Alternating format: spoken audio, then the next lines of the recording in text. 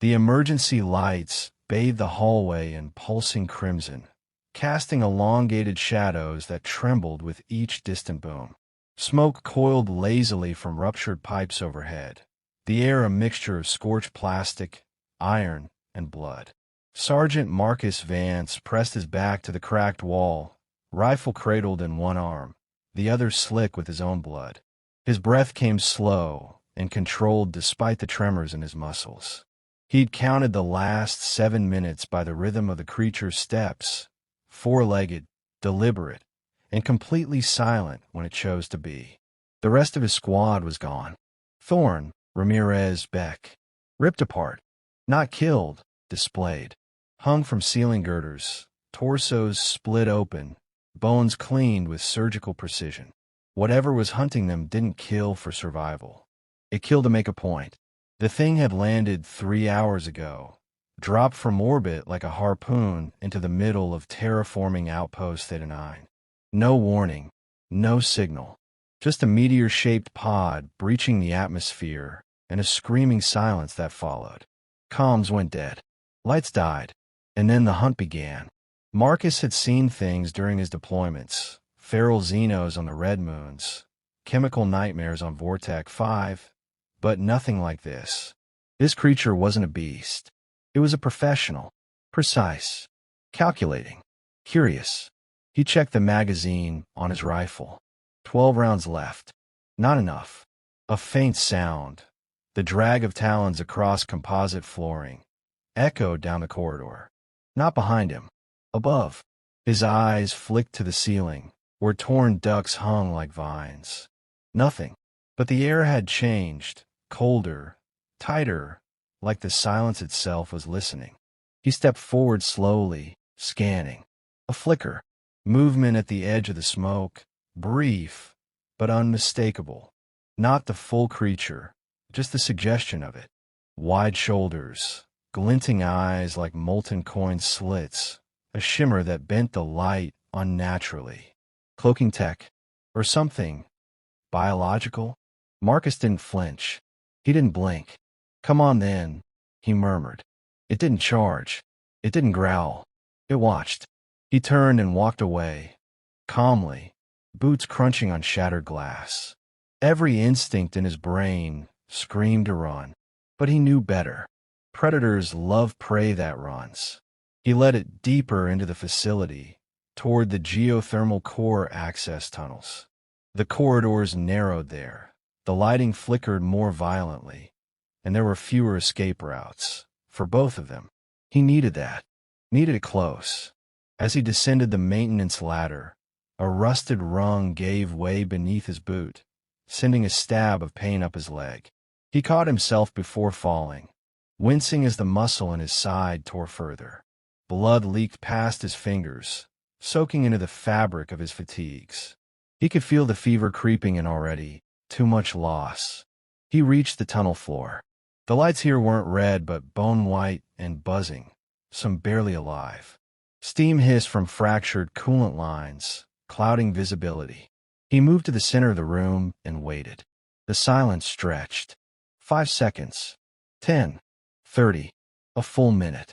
Then the thing dropped behind him, soundless. Marcus didn't turn. He let it come.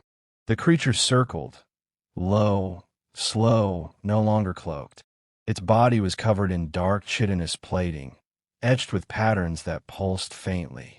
Its limbs were too long, its joints bending the wrong way. Its face, if it could be called that, split into 4 segments, each edged with teeth like obsidian glass. And its eyes were human-shaped, but completely black, devoid of mercy. Still, Marcus didn't move. He simply tilted his head. The thing cocked its own in response, mirroring him. "You kill my squad," Marcus said. His voice didn't waver. "You think that makes you the predator." The creature took 1 step forward. He stepped toward it too, blood trailing behind him like a thread. They stood within 2 meters of each other now. Close enough to strike. Close enough to die. "I'm the last one left," he said. "And you think that means the hunt is over?" It hissed, faint and low, as if tasting the air. He smiled. Not friendly. Not scared. a smile sharpened by blood and grief. "Why don't you run?" he asked quietly. The creature stilled, muscles tensed. The atmosphere shifted.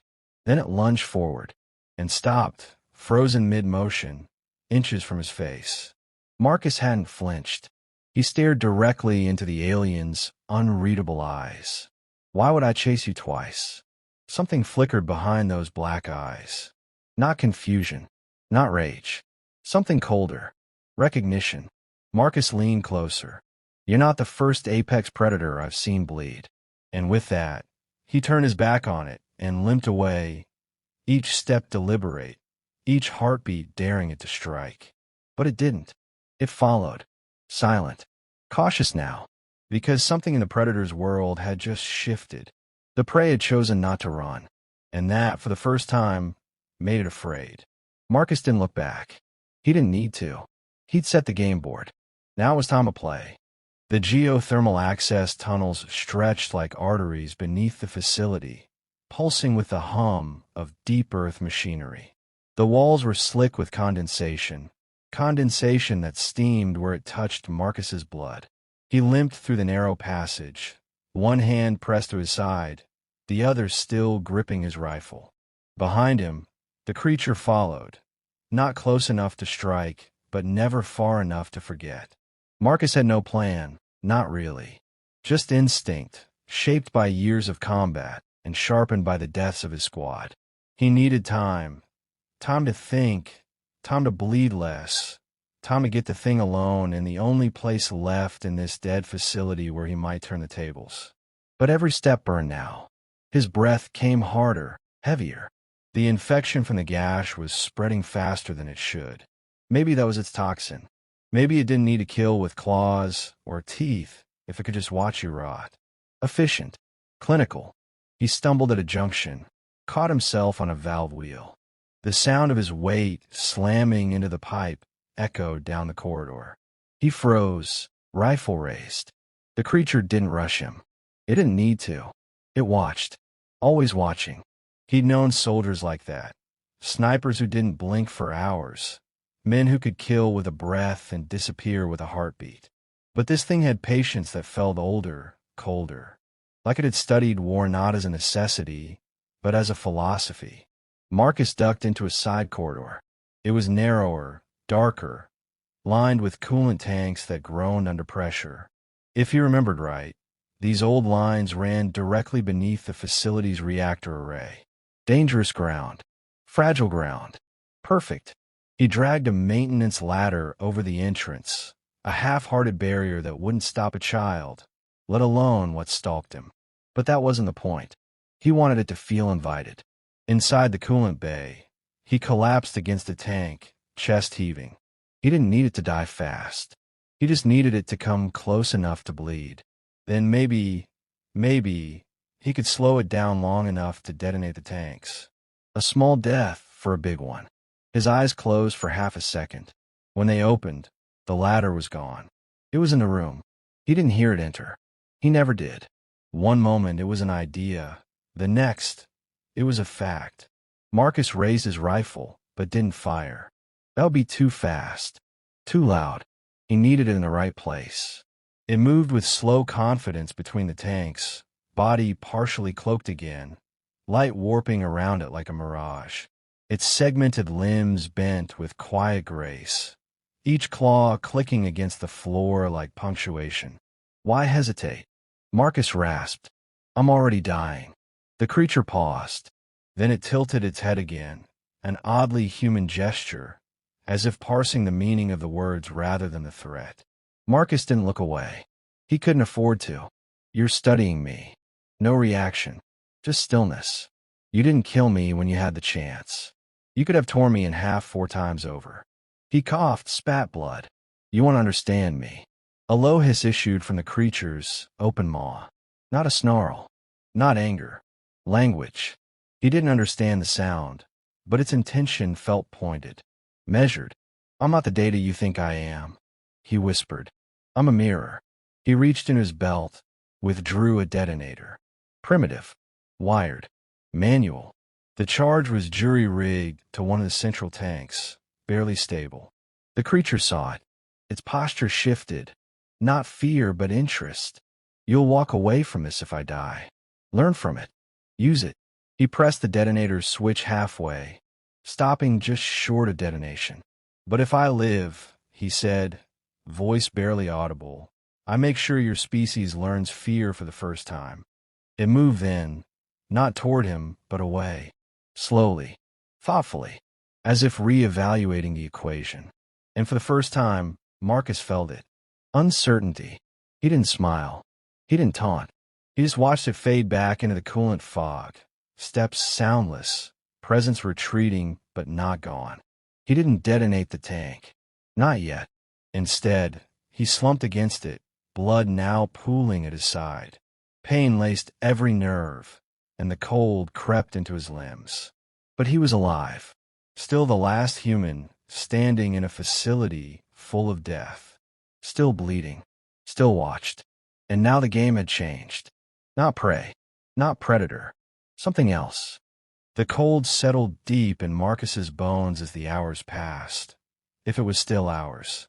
Time had become abstract, distorted by pain, exhaustion, and the steady hiss of steam drifting from ruptured vents. He had bound the worst of his wound with torn insulation foam and wire, crude, but enough to keep pressure on the bleeding, enough to buy him a little more time. He stayed low, moving only when necessary. Shifts between coolant tanks, from one shadow to another. The detonator stayed close, always in his hand. His lifeline, his final argument. But he hadn't used it. He still didn't know why. The thing hadn't returned. That should have brought relief. Instead, it unnerved him more. Because absence wasn't safety. Absence meant it was thinking, recalculating. And if it came back, it would be because it had made a decision. He had to make one first. He crawled to a maintenance hatch nestled behind a defunct server rack. Inside was the emergency uplink conduit. Abandoned, but possibly salvageable. The uplink could ping orbit, maybe even bounce a signal to one of the outer listening posts if they hadn't all been overrun. His fingers trembled as he spliced the cables, tearing at old wiring with a combat knife. The process was ugly, makeshift. No technician would have approved, but Marcus wasn't after elegance, just noise. He wired his helmet's transmitter into the uplink, toggled power, and whispered, "This is Sergeant Marcus Vance. Facility 17 is compromised. Hostile entity, classified, unknown. Combat capable, intelligent, lethal. Repeat, intelligent. Not just reacting, thinking, static." He waited. Then, a flicker, something on the line. Not a voice, but a shift in tone, a flick of modulation that suggested the signal had made it past the ion interference. He exhaled. If anyone heard it, they'd know humanity had a new problem. The hatch behind him groaned. He spun around, rifle raised. Nothing, but the hatch was open. He hadn't left it that way. Marcus backed out slowly, muzzle aimed at the dark. Steam curled around the opening like breath from a sleeping beast. He knew it was watching again, testing him, seeing if he would flinch. He didn't. Instead, he spoke. "You heard that, didn't you?" Silence. That wasn't for help. That was a warning. About you. Still nothing. And then, from deeper in the gloom, a sound. Not mechanical, not bestial. Rhythmic. Intentional. Metal tapping metal. For beats. A pause. For more. It took him too long to realize. Morse code. S-less. He stared at the darkness. "Who are you?" he muttered. The answer came not in words, but in form. The creature stepped forward, not fully uncloaked, but enough that he could see the shape, the silhouette. And it wasn't just claws and armor. It was designed to it. Structure too precise to be evolution alone. This wasn't a beast. It was built, or it had once been something else. It stood motionless, watching him watch it. Then it turned its head, not to him, but to the uplink, humming quietly behind his shoulder. It had understood. It knew what he had done, and it hadn't stopped him. That was the moment Marcus understood the true shape of the conflict. This wasn't a hunt. It was a conversation. One not built on words, but choices. Each movement, each feint, each sparing of a life. It had been listening to him, learning from him, and now it wanted to be heard. But for what purpose? He didn't lower the rifle, but his hand eased. You're not just studying me. You're studying us. It didn't react. Maybe we're a test.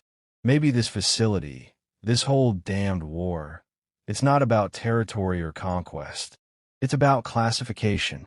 A quiet click issued from the creature's chest. Not speech. A signal. Then another pause. And then it did something he couldn't have predicted. It dropped a small object from its wrist and backed away. Marcus didn't move for a long moment. Then, slowly, carefully he approached. The object lay on the floor, humming softly, triangular, with intricate etchings on its surface. A data key. He picked it up. The creature vanished. This time, it didn't feel like retreat. It felt like transition. He turned the key over in his palm. It was alien, clearly, but the connector wasn't. It matched human tech. Perfectly. This had been meant for him. He slid it into his wrist console, overriding the safeguards. Screens flickered, went dark, then lit with a cascading sequence of alien glyphs that translated a moment later. System designation, Observer Unit 9. Status, Exopsychological Field Test active. Subject class, Humanity. Primary objective, Stress analysis via combat variables. Secondary objective, Interspecies threat potential cataloging. Conclusion, Escalation necessary. The words seared in his brain, emotion crashing down like shrapnel. He hadn't been hunted. He'd been graded. He yanked the key free, breathing hard. Everything shifted beneath that revelation. The deaths of his squad, the patience of a creature, the restraint. Not because it couldn't kill, because it needed to measure. And now it had. Marcus stood alone in the coolant chamber, winded, battered, but alive. Outside the walls of the dead facility, somewhere in orbit, more of them were watching. He looked down at the detonator in his hand. The time for testing was over. The cold quiet was gone. The facility groaned with an ambient pressure that hadn't existed before, like the world was holding its breath, waiting. Marcus moved through the corridors without hesitation now, a man no longer confused about the rules of the game. He had no illusions of survival, but he knew what needed to be done. He passed the bodies of his squad mates again. Some had faces frozen in agony, others in surprise. They hadn't died in battle. They'd been observed, dissected in motion. The creature hadn't needed to slaughter them to win. It only needed to understand them. And now it had. Marcus forced himself to look at each of them. Not to mourn. There wasn't time.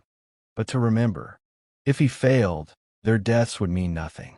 The warheads were still prepped in Sub-Level 3, old Cold Horizon tech, never intended to detonate on planet. But he'd bypassed the fail-safes hours ago. One trigger, a 15-second delay, enough to send a message, one way or another. He paused in the reactor corridor. The air shimmered faintly, like the heat ripple of a mirage, and there it was, Observer Unit 9, fully cloaked, standing less than 10 feet away. It didn't move. Neither did he. Marcus lifted the detonator slowly, deliberately. "This is the offer," he said quietly. "You take what you've learned and leave. Or I light this place up, and no one gets anything." The shimmer pulsed. Then, it stepped into view, fully uncloaked. It wasn't a monster. Not anymore. Now Marcus saw it for what it truly was. A hybrid of machine and once organic design. Layers of plating fused to a humanoid frame. Eyes like black lenses, emotionless but curious. It had shape, history, a silhouette engineered for intimidation. But beneath that, something harder to define. Something haunted. It opened its palm. Not threatening. Not surrendering. Just a gesture. Marcus didn't lower the detonator. "You studied us. You know what this means. I won't bluff." The creature tilted its head slightly. Another gesture. Not command. Invitation. It stepped aside. revealing a narrow maintenance corridor he hadn't noticed before, hidden behind a shifting panel. Inside, the walls were etched with markings, not human, but familiar now. Glyphs that mirrored the data key's language. And then it did something entirely unexpected. It sat. No tension. No preparation to strike. It waited. Marcus stepped into the corridor cautiously, weapon raised. Past the panel, the hall opened into a small chamber, maybe once a service hub. Now, it was filled with displays. Not monitors, but holograms, frozen scenes, playback loops, images of Earth, battles, human cities, primitive weapons, modern soldiers. It had been watching long before this engagement. And in the center of the room was a cylindrical tank, broken, long ago, covered in ash. Inside was a skeleton, vaguely humanoid, but wrong. Its proportions were off, the skull elongated, fused with metal at the base of the spine. A predecessor. Marcus stepped closer, examining the tank. A data tag blinked beside it. Translation scrolled across his visor. Unit 0. Initial contact failure. Hostility escalation. Total. Loss of control 100%. Termination. Internal. Adaptive protocol initiated. They'd made first contact before. It hadn't gone well. He turned back to the observer. You're not the first. And I'm guessing you're not the last either. It said nothing. It didn't need to. But now he understood. This wasn't just a test of humanity's limits. It was a correction. A second attempt after failure. And Marcus, by surviving this long, had become the control variable. I'm not giving you Earth, he said. Still, no movement. But I'll give you this. He held up the detonator. A choice. Same as you gave me. The observer slowly extended one finger, pressing it to a port in the wall. The chamber lights dimmed. Data surged around them, holograms collapsing, feeds rerouting. A pulse climbed through the floor. And then, just once, a tone echoed across the room. A full-spectrum transmission. Marcus's helmet lit up. Signal sent. Destination. External array. Content. Encounter report complete. Result. Viable. Unpredictable. Extreme risk. Recommendation. Halt expansion. Proceed with diplomatic protocols. Marcus exhaled slowly. You sent the report. It looked at him. He nodded. And then thumbed the detonator's failsafe. The warheads disarmed with a soft chime. The observer stood. Its work was done. And Marcus understood, with a sick kind of clarity, that he hadn't won. This hadn't been a victory. It had been a demonstration. Because somewhere out there, a greater intelligence was watching through the observer's eyes. And this message, the message written in blood, ash, and one stubborn human's refusal to die, had been loud enough to make them pause. For now, the observer stepped past him without a word and vanished into the dark. Marcus stood alone in the chamber, the silence folding around him. Somewhere above, the stars waited.